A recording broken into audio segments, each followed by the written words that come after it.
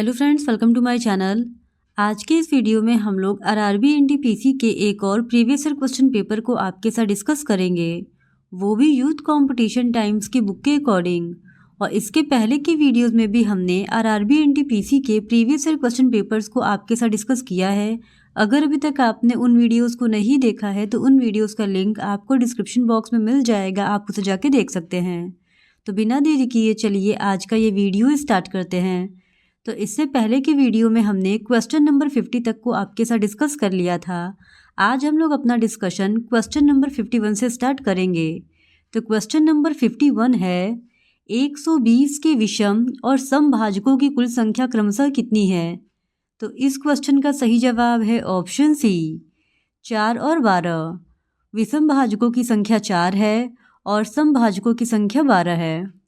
फिर question number 52, Kaziranga राष्ट्रीय उद्यान से होकर गुजरने वाले किस राष्ट्रीय राजमार्ग की सीमा उद्यान के वन्य जीवों के लिए मुख्य खतरा बनी हुई है? तो इस क्वेश्चन का सही जवाब है ऑप्शन ए, NH-37। काजीरंगा राष्ट्रीय उद्यान भारत के असम राज्य का एक राष्ट्रीय उद्यान है। यह उद्यान एक सींग वाले गेंडा के लिए विशेष रूप से प्रसिद्ध है और राष्ट्रीय राजमार्ग संख्या 37 की सीमा काजीरंगा राष्ट्रीय उद्यान के वन्य जीवों के लिए खतरा बनी हुई है। फिर क्वेश्चन नंबर 53, सचिन तेंदुलकर ने अंतर्राष्ट्रीय क्रिकेट में अपना 100वां शतक किस टीम के खिलाफ बनाया था? तो इस क्वेश्चन का सही जवाब है ऑप्शन सी, बांग्लादेश। सचिन तेंदुलकर ने अंतर्राष्ट्रीय क्रिकेट में अपना 100वां शतक बांग्लादेश के खिलाफ बनाया था और सचिन तेंदुलकर ने अंतर्राष्ट्रीय क्रिकेट परिषद द्वारा आयोजित टेस्ट मैचों और एक दिवसीय मैचों में सर्वाधिक शतक बनाए हैं। फिर क्वेश्चन नंबर 54, इनमें से किसने अजमेर में 2.5 दिन का झोपड़ा निर्मित करवाया था? तो इस क्वेश्चन का सही जवाब है ऑप्शन बी, कुतुबुद्दीन ऐबक। गुलाम वंशीय शासक कुतुबुद्दीन ऐबक ने अजमेर में 2.5 दिन का झोपड़ा नामक एक मस्जिद का निर्माण करवाया था, जो कि पहले प्रसिद्ध चौहान वंशी शासक विग्रह राज चतुर्थ विसलदेव द्वारा बनवाया गया एक संस्कृत मठ या सरस्वती मंदिर था। आज भी इस मस्जिद की दीवारों पर विसलदेव रचित हरिकेली नाटक और उसके दरबारी कवि सोमदेव कृत ललित विग्रह राज की कुछ पंक्तियां देखी जा सकती हैं। फिर क्वेश्चन नंबर 55, दिए गए ग्रिड का ध्यानपूर्वक अध्ययन कीजिए और दिए गए विकल्पों से उस विकल्प का चयन कीजिए जो इसमें प्रश्न चिन्ह के स्थान पर आ सकता हो। तो इस क्वेश्चन का सही जवाब है ऑप्शन सी, Q17।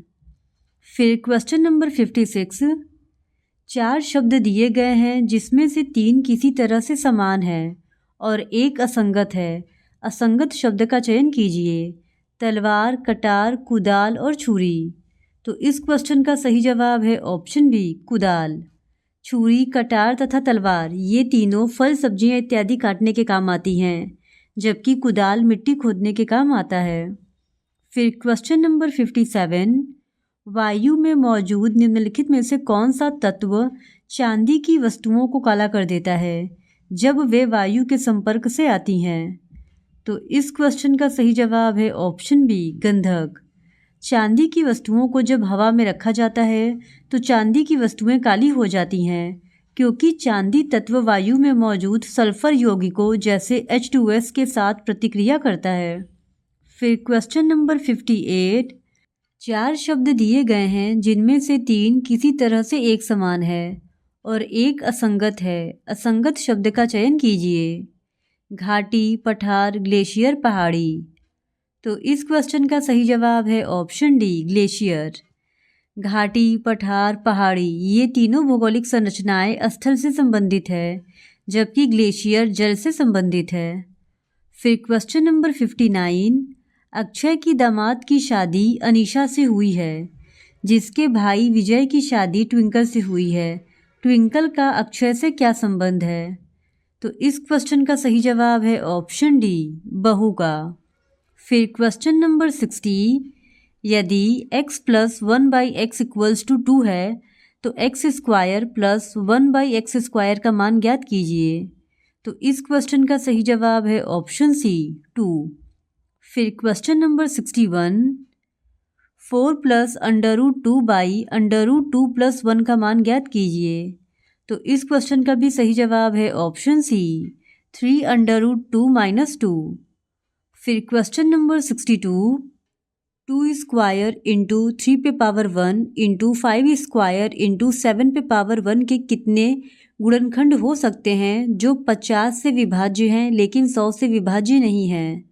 तो इस क्वेश्चन का सही जवाब है ऑप्शन सी 4। फिर क्वेश्चन नंबर 63, एक बिजली के खंभे का उन्नयन कोण 30 डिग्री से बढ़कर 60 डिग्री हो जाता है।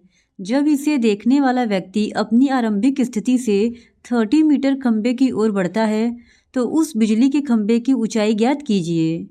तो इस क्वेश्चन का सही जवाब है ऑप्शन सी 15√3 मीटर। फिर क्वेश्चन नंबर 64, निम्नलिखित व्यंजक का मान ज्ञात कीजिए। तो यहाँ पे एक एक्सप्रेशन दिया गया है और हम लोगों को इसका वैल्यू बताना है। तो इस क्वेश्चन का सही जवाब है ऑप्शन ए 4। फिर क्वेश्चन नंबर 65, नीचे दी गई श्रेणी में एक पद लुप्त है। दिए गए विकल्पों में से उस विकल्प का चयन कीजिए जो श्रेणी में प्रश्न चिन्ह के स्थान पर आ सकता है। तो यहाँ पे एक सीरीज दिया गया है और हम लोगों को बताना है कि क्वेश्चन मार्क की जगह क्या आएगा। तो इस क्वेश्चन का सही जवाब है ऑप्शन सी MR 55। फिर क्वेश्चन नंबर 66, 45:75, 3:5, 51:68 और 256:81 का मिश्र अनुपात क्या है। तो इस क्वेश्चन का सही जवाब है ऑप्शन ए 64/75। फिर क्वेश्चन नंबर 67, यदि ABCD एक चक्रीय चतुर्भुज है और ABC एक समबाहु त्रिभुज है, कोण CDA का मान ज्ञात कीजिए। तो इस क्वेश्चन का सही जवाब है ऑप्शन सी 120 डिग्री। फिर क्वेश्चन नंबर 68, निम्नलिखित आरेख में A में वे सभी लोग शामिल हैं जो चॉकलेट पसंद करते हैं, B में वे सभी लोग शामिल हैं जो आइसक्रीम पसंद करते हैं और C में वे सभी लोग शामिल हैं जो कैंडी पसंद करते हैं। छायांकित क्षेत्र क्या दर्शाता है। तो यहाँ पे एक आरेख दिया गया है और हम लोगों को बताना है कि ये जो छायांकित क्षेत्र है वो क्या दर्शा रहा है। तो इस क्वेश्चन का सही जवाब है ऑप्शन सी, वे लोग जो चॉकलेट, कैंडी और आइसक्रीम तीनों पसंद करते हैं। फिर क्वेश्चन नंबर 69, यूनेस्को का मुख्यालय कहाँ स्थित है। तो इस क्वेश्चन का सही जवाब है ऑप्शन ए पेरिस में। UNESCO united nations educational, scientific and cultural organisation का संक्षिप्त रूप है और यह संयुक्त राष्ट्र का ही एक भाग है। यह शिक्षा, विज्ञान और सांस्कृतिक के क्षेत्र में अंतर्राष्ट्रीय सहयोग के माध्यम से शांति स्थापित करने के लिए प्रयासरत है और इसकी स्थापना वर्ष 1945 में हुई थी तथा इसका मुख्यालय पेरिस, फ्रांस में स्थित है। फिर क्वेश्चन नंबर 70, FAO के सोफिया 2020 डेटा के अनुसार कौन सा देश विश्व का सबसे बड़ा मछली उत्पादक है। तो इस क्वेश्चन का सही जवाब है ऑप्शन ए चीन। FAO के the state of world fisheries and aquaculture के डेटा के अनुसार चीन मछली उत्पादन वाला विश्व का सबसे बड़ा देश है। फिर क्वेश्चन नंबर 71, उन दो गोलों के आयतनों का अनुपात ज्ञात कीजिए जिनके वक्र पृष्ठों के क्षेत्रफल का अनुपात 1:4 है। तो इस क्वेश्चन का सही जवाब है ऑप्शन सी 1:8। फिर क्वेश्चन नंबर 72, साधारण ब्याज की कितने प्रतिशत वार्षिक दर पर एक धनराशि 5 वर्ष में मूल धनराशि के 8/5 के बराबर हो जाती है। तो इस क्वेश्चन का सही जवाब है ऑप्शन डी 12। फिर क्वेश्चन नंबर 73, नासा के अनुसार पृथ्वी की भूसतह का कितना भाग वनाच्छादित है। तो इस क्वेश्चन का सही जवाब है ऑप्शन ए 30%। नासा के अनुसार पृथ्वी की भूसतह का लगभग 30% भाग वनाच्छादित है। फिर क्वेश्चन नंबर 74, इनमें से किसे grand old man of India के नाम से जाना जाता है। तो इस क्वेश्चन का सही जवाब है option C Dadabhai Naoroji. Grand old man of India के नाम से दादा भाई नौरोजी को जाना जाता है। दादा भाई नौरोजी का जन्म 4 सितंबर 1825 को और इनकी मृत्यु 30 जून 1917 को हुई थी। वह ब्रिटिश कालीन भारत के एक पारसी बुद्धिजीवी, शिक्षा शास्त्री, कपास के व्यापारी तथा आरंभिक राजनीतिक एवं सामाजिक नेता थे। फिर क्वेश्चन नंबर 75, टेलीफोन का आविष्कार डैश में किया गया था। तो इस क्वेश्चन का सही जवाब है ऑप्शन बी 1876 में। स्कॉटिश वैज्ञानिक अलेक्जेंडर ग्राहम बेल ने टेलीफोन का आविष्कार जून 1876 में किया था। इसके बाद अलेक्जेंडर ग्राहम बेल ने मार्च 1877 को इसका पेटेंट अपने नाम करा लिया था। फिर question number 76, 37 metre into 30 metre माप वाले आयताकार पार्क के अंदर की ओर एक रास्ता बना हुआ है जो 570 मीटर स्क्वायर जगह घेरता है। रास्ते की चौड़ाई ज्ञात कीजिए। तो इस क्वेश्चन का सही जवाब है ऑप्शन सी 5 मीटर। फिर क्वेश्चन नंबर 77, भारत सरकार ने निम्नलिखित में से किस वर्ष में प्रारंभिक शिक्षा के लिए राष्ट्रीय शैक्षणिक सहायक कार्यक्रम की शुरुआत की? तो इस क्वेश्चन का सही जवाब है ऑप्शन बी 1995 में। भारत सरकार ने 15 अगस्त वर्ष 1995 में प्रारंभिक शिक्षा के लिए राष्ट्रीय शैक्षणिक सहायता कार्यक्रम की शुरुआत की थी। केंद्र सरकार द्वारा प्रायोजित इस कार्यक्रम को पहले देश के 2408 ब्लॉकों में शुरू किया गया था और बाद में वर्ष 1997-98 के अंत तक NSP को देश के सभी ब्लॉकों में लागू कर दिया गया था। फिर क्वेश्चन नंबर 78, एक वस्तु को रुपये 390 के विक्रय मूल्य पर बेचने पर 20% का लाभ प्राप्त होता है। उस वस्तु का क्रय मूल्य ज्ञात कीजिए। तो इस क्वेश्चन का सही जवाब है ऑप्शन सी 325 रुपये। फिर क्वेश्चन नंबर 79, कंप्यूटर के एक मेनू में डैश की लिस्ट होती है। तो इस क्वेश्चन का सही जवाब है ऑप्शन बी कमांड्स। कंप्यूटर के एक मेनू में कमांड्स की सूची होती है। कंप्यूटर के मेन्यू में कमांड्स की सूची जैसे cut, paste, save, close, open, new और एग्जिट आदि होती है। फिर क्वेश्चन नंबर 80, सीधी कार्रवाई दिवस की घोषणा किसने की थी? तो इस क्वेश्चन का सही जवाब है ऑप्शन ए मोहम्मद अली जिन्ना ने। सीधी कार्रवाई दिवस की घोषणा मोहम्मद जिन्ना ने की थी। फिर क्वेश्चन नंबर 81, अक्षांश का 1 डिग्री लगभग डैश किलोमीटर के बराबर है। तो इस क्वेश्चन का सही जवाब है ऑप्शन बी 111 किलोमीटर। 1 डिग्री अक्षांश में लगभग 111 किलोमीटर होता है। फिर क्वेश्चन नंबर 82, नवंबर 2020 तक प्राप्त जानकारी के अनुसार नीति आयोग के उपाध्यक्ष कौन थे? तो इस क्वेश्चन का सही जवाब है ऑप्शन बी राजीव कुमार। नीति आयोग का गठन 1 जनवरी 2015 को केंद्रीय मंत्रिमंडल के एक प्रस्ताव के माध्यम से किया गया था और भारत सरकार ने अपने सुधार एजेंडे को ध्यान में रखते हुए 1950 में स्थापित योजना आयोग के स्थान पर इसका गठन किया था।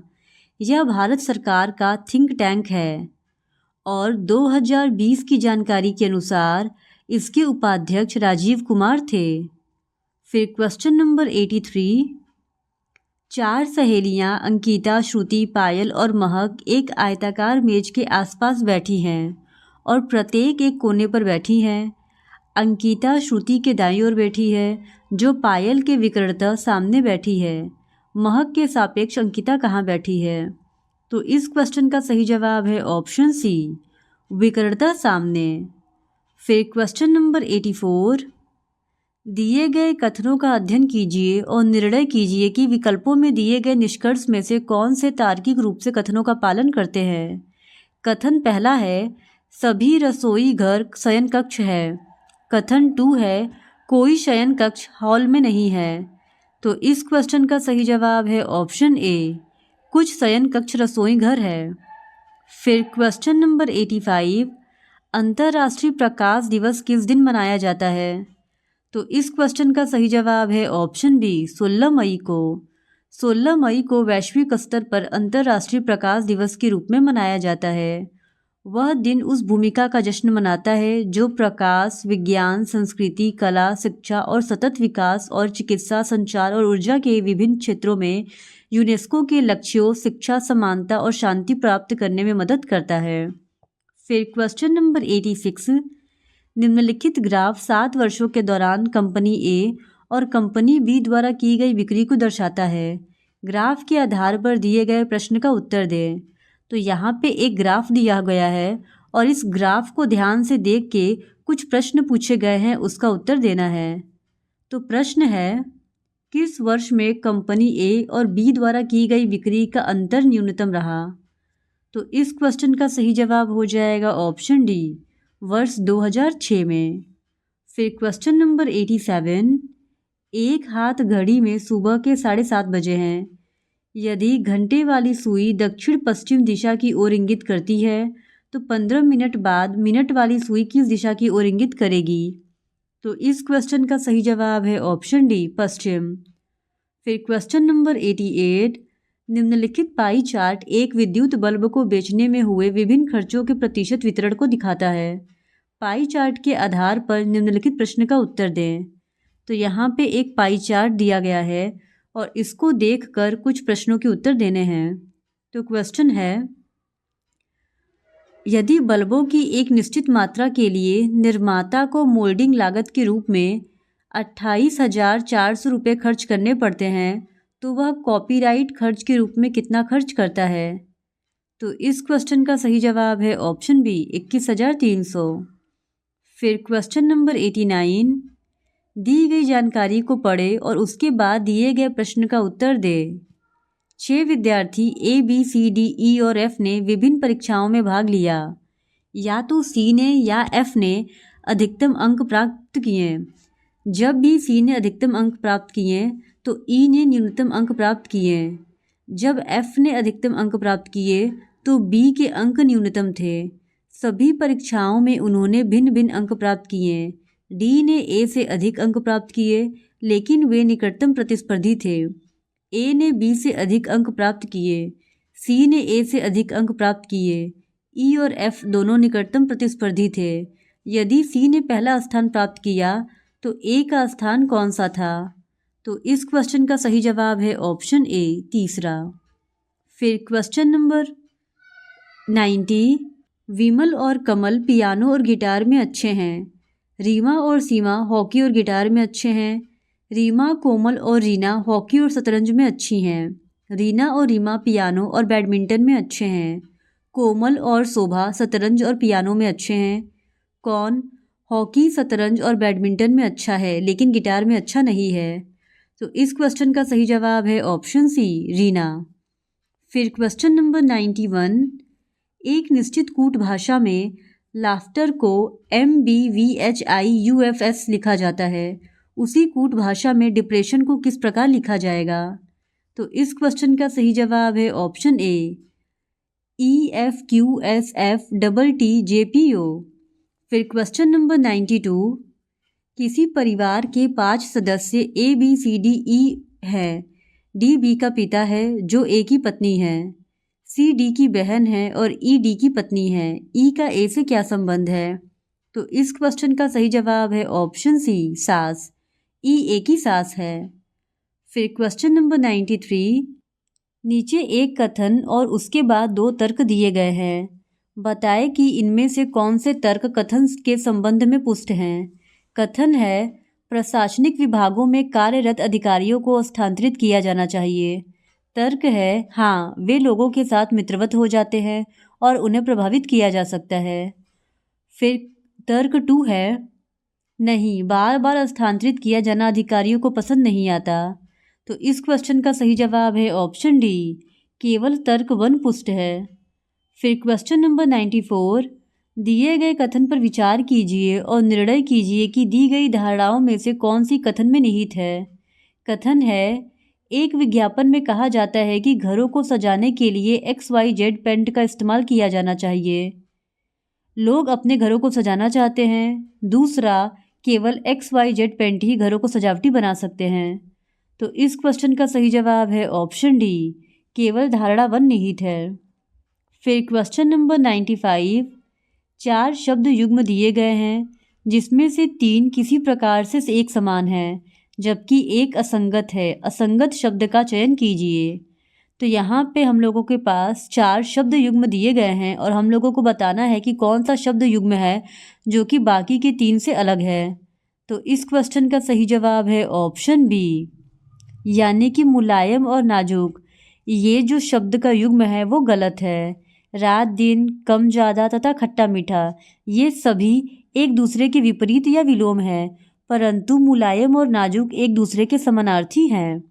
फिर क्वेश्चन नंबर 96, उस विकल्प का चयन कीजिए जिसका तीसरे पद के साथ वही संबंध है जो दूसरे पद का पहले पद से है।